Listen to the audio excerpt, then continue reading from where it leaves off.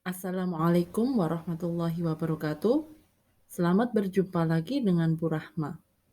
Dalam video kali ini, Bu Rahma akan membahas materi bagaimana cara menghitung pajak penghasilan badan. Yang termasuk subjek pajak penghasilan badan adalah setiap badan usaha yang diberikan kewajiban untuk membayar pajak baik dalam periode bulan maupun tahun dan disetor ke kas negara.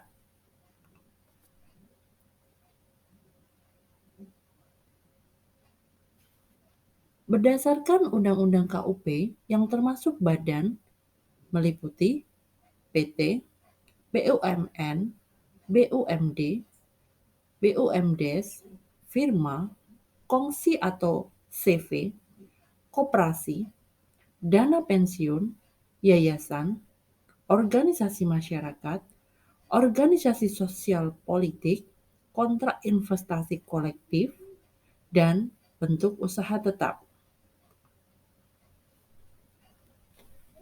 Langkah menghitung PPh badan yang terutang. Pertama, kita menghitung penghasilan kena pajak atau laba sebelum pajak. Dalam video kali ini, kita anggap bahwa laba sebelum pajak ini telah melalui koreksi fiskal. Untuk materi koreksi fiskal akan kita bahas pada video berikutnya. Kedua, menghitung PPh badan yang terutang sesuai dengan tarif yang berlaku. Yang ketiga, menghitung kredit pajak dan angsuran PPh pasal 25. Mari kita simak bagaimana rumus untuk menghitung pajak penghasilan untuk menghitung PKP badan. Peredaran bruto atau omset penjualan dikurangi dengan total biaya operasional dalam setahun, maka akan diperoleh laba sebelum pajak.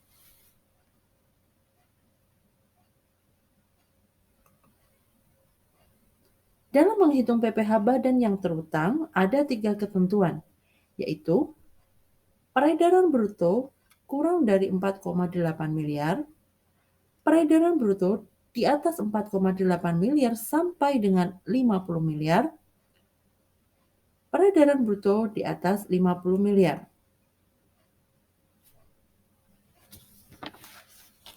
Untuk badan usaha yang memiliki peredaran bruto kurang dari 4,8 miliar, ada 2 pilihan, yakni skema final atau skema normal. Wajib pajak dapat memilih untuk mengikuti skema final atau skema normal.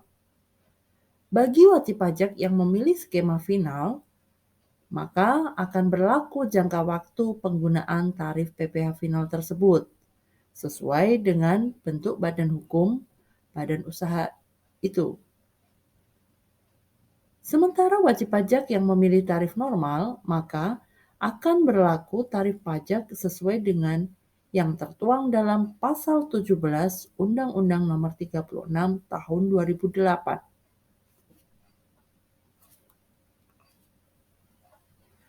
Bagi wajib pajak yang memilih tarif dengan skema final 0,5% akan berlaku jangka waktu penggunaan tarif final tersebut. Adapun ketentuannya, untuk wajib pajak orang pribadi berlaku 7 tahun, untuk wajib pajak badan berbentuk koperasi, CV atau firma berlaku 4 tahun, untuk wajib pajak berbentuk PT berlaku 3 tahun. Jangka waktu penggunaan tarif PPh final tersebut terhitung sejak tahun pajak wajib pajak terdaftar atau tahun pajak berlakunya PP nomor 23 tahun 2018. Agar menjadi paham, mari kita simak contoh kasusnya. Contoh pertama, Arsyad sebagai pengusaha dengan omset dalam setahun mencapai 3,7 miliar dan mendirikan usahanya pada tahun 2018. Artinya, Arsat sebagai wajib pajak pribadi yang melakukan usaha dengan skala UMKM dapat memanfaatkan tarif PPh final tersebut. Karena Arsyad merupakan wajib pajak pribadi yang dapat menggunakan fasilitas PPh final 0,5% hingga 7 tahun, maka terhitung sejak tahun 2018 dan berakhir tahun 2004. Berikutnya, kita simak contoh yang kedua.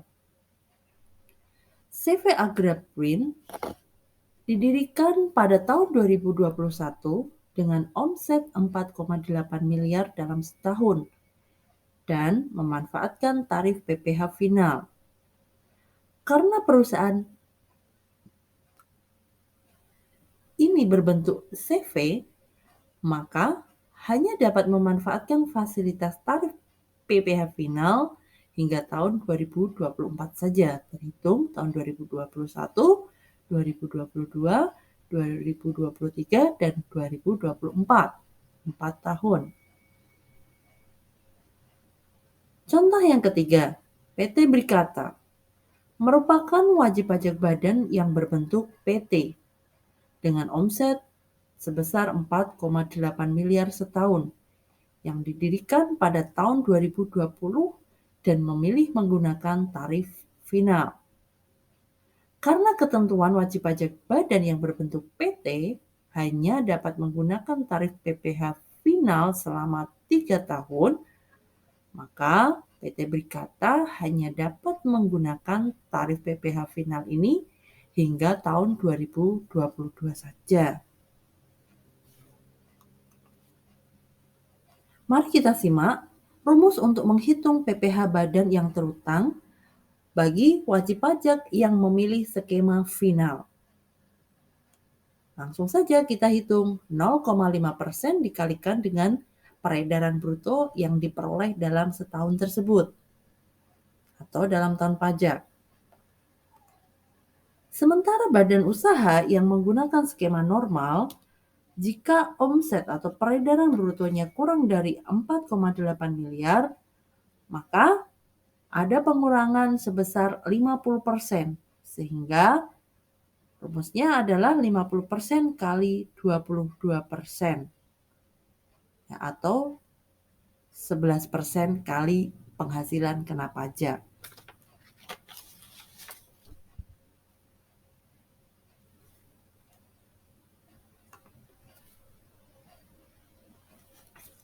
Berikutnya, bagi badan usaha yang memiliki peredaran bruto di atas 4,8 miliar sampai dengan 50 miliar, kita harus menghitung terlebih dahulu PKP yang memperoleh fasilitas dan PKP yang tidak memperoleh fasilitas. Karena untuk peredaran bruto sampai dengan 4,8 miliar masih memperoleh potongan 50%. Sehingga kita hitung PKP dari bagian peredaran bruto yang memperoleh fasilitas itu sama dengan A sama dengan 4,8 miliar dibagi peredaran bruto dalam tahun pajak dikali dengan PKP. Setelah itu kita hitung PKP yang tidak memperoleh fasilitas. Kita simbolkan dengan B, sama dengan penghasilan kena pajak dikurangi PKP yang memperoleh fasilitas. Dari sini, kemudian kita terapkan ke dalam rumus untuk menghitung PPh badan yang terutang. Bagi PKP yang memperoleh fasilitas, artinya mendapat potongan 50%, rumusnya kita hitung 50% kali 22% atau 11% kali PKP yang memperoleh fasilitas. Kemudian, untuk PKP yang tidak memiliki atau tidak memperoleh fasilitas, kita hitung dengan tarif normal, yaitu 22% dikalikan B.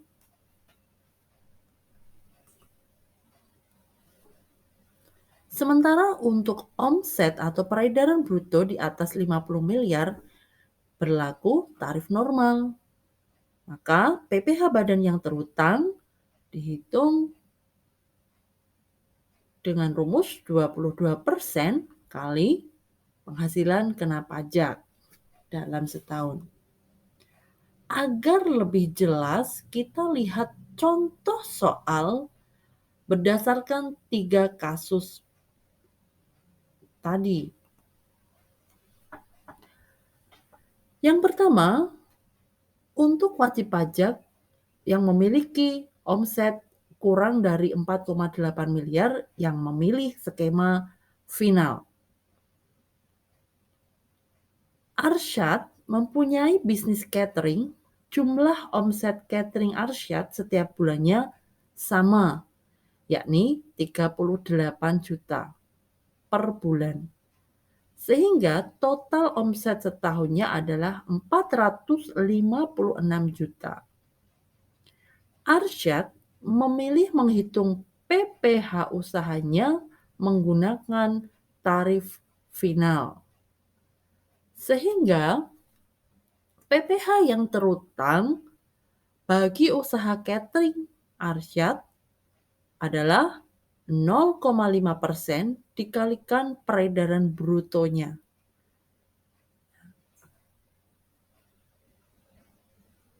Kita lihat 0,5% kali 456 juta sama dengan 2.280.000 rupiah dalam setahun. Pada tahun 2021 telah diberlakukan Undang-Undang HPP. Dalam undang-undang tersebut ditetapkan bahwa peredaran bruto tidak kena pajak sebesar 500 juta. Jika kita melihat kasus Arsyad, maka tidak perlu membayar PPh final karena peredaran bruto dalam tahun pajak hanya 456 juta, masih di bawah 500 juta. Contoh berikutnya, bagi wajib pajak badan yang memilih skema normal. Sebagai contoh, pada tahun 2021, PT Agraprint memperoleh omset penjualan sebesar 4,2 miliar dengan total biaya operasional 3,8 miliar. Selama tahun 2021, transaksi penjualan yang telah dipotong PPh dan telah dipotong oleh pemberi kerja adalah sebagai berikut. Ada PPh pasal 22, 15 juta, PPh pasal 23, 8 juta. Mari kita lihat perhitungannya. Yang pertama, kita menghitung penghasilan kena pajak tahun 2021.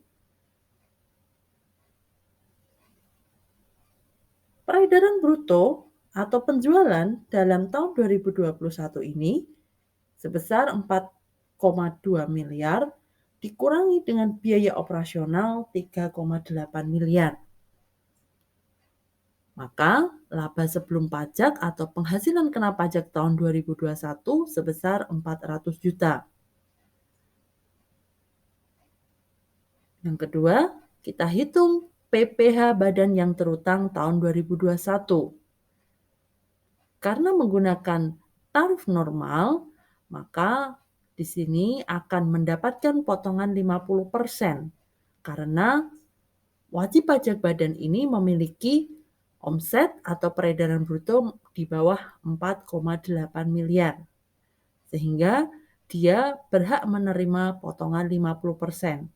Maka PPh badan yang terutang dihitung dari 50% kali 22% kali laba sebelum pajak sama dengan 44 juta.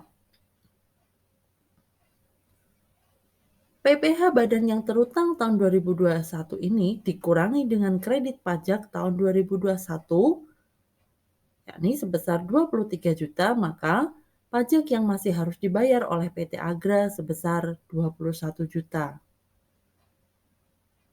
Yang terakhir, menghitung angsuran PPh pasal 25. Dihitung dari PPh badan yang terutang dalam tahun 2021, yaitu 44 juta, dibagi 12 bulan. Diperoleh angka Rp3.666.667. Berikutnya, untuk wajib pajak yang memiliki omset di atas 4,8 miliar sampai dengan 50 miliar. Sebagai contoh, pada tahun 2021, PT Latulip memperoleh omset penjualan sebesar 8 miliar dengan total biaya operasional 6,5 miliar. Selama tahun 2021, transaksi penjualan yang dipotong PPh dan telah dipotong oleh pemberi kerja adalah sebagai berikut. PPh pasal 22 30 juta, PPh pasal 23 15 juta. Mari kita hitung penghasilan kena pajak tahun 2021. Penjualan atau peredaran bruto dalam setahun sebesar 8 miliar dikurangi dengan biaya operasional 6,5 miliar sama dengan laba sebelum pajak atau penghasilan kena pajak tahun 2021, yakni 1,5 miliar. Karena di sini memiliki omset di atas 4,8 miliar dan kurang dari 50 miliar, maka kita hitung terlebih dahulu PKP yang memperoleh fasilitas dan yang tidak memperoleh fasilitas. Mari kita lihat PKP yang mendapatkan fasilitas kita hitung dari 4,8 miliar dibagi dengan 8 miliar kali 1,5 miliar sama dengan 900 juta. Sementara PKP yang tidak memperoleh fasilitas dihitung 1,5 miliar dikurangi dengan 900 juta sama dengan 600 juta. Dari sini kita terapkan tarifnya. Bagi PKP yang mendapatkan fasilitas, tentunya dapat potongan 50% dari tarif normal 22%. Maka kita hitung 50% kali 22% kali 900 juta sama dengan 99 juta. Sementara PKP yang tidak mendapatkan fasilitas dikenakan tarif normal 22% kali 600 juta sama dengan 132 juta. Maka PPh yang badan yang terutang tahun 2021 adalah 231 juta. Dikurangi dengan kredit pajak tahun 2021 sebesar 45 juta, maka diperoleh pajak yang masih harus dibayar oleh PT Latulip adalah 186 juta. Sementara angsuran PPh pasal 25 dihitung dari PPh badan yang terutang tahun 2021 yakni 231 juta dibagi 12 bulan.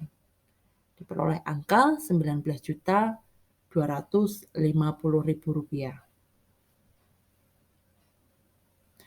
Yang terakhir, contoh perhitungan jika wajib pajak memiliki omset di atas 50 miliar.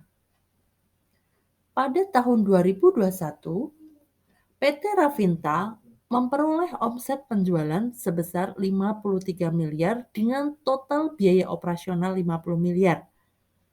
Selama tahun 2021, transaksi penjualan yang dipotong PPh dan telah dipotong oleh pemberi kerja adalah sebagai berikut. Ada PPh pasal 22 100 juta, PPh pasal 23 60 juta. Mari kita hitung urutan menghitung PPh badan yang terutang. Pertama, Kita hitung penghasilan kena pajak tahun 2021. Penjualan atau peredaran bruto 53 miliar dikurangi dengan biaya operasional 50 miliar, maka laba sebelum pajak atau penghasilan kena pajak tahun 2021 diperoleh 3 miliar. Karena omset di atas 50 miliar, maka PPh badan yang terutang dihitung dengan tarif normal, yakni 22% kali 3 miliar, sama dengan 660 juta. PPh badan yang terutang ini dikurangi dengan kredit pajak dalam tahun 2021